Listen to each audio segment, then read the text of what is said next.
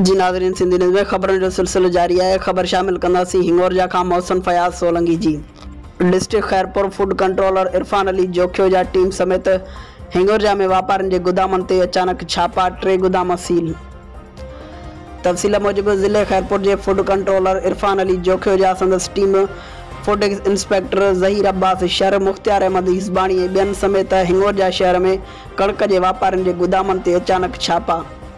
गैर कानूनी तौर ते कणक रखण ते शहर जे 3 वॾनि वापारियुनि ज़ैन शेख, वकार शेख, अली सोलंकी जा 3 गुदाम सील करे छॾिया।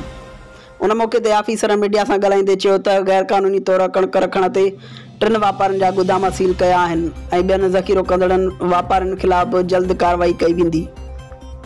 सॼो भली छपुट हुजनि हेतिरी कणक कोन खाई सघे बाक़ी ॿियो ठीकु आहे न।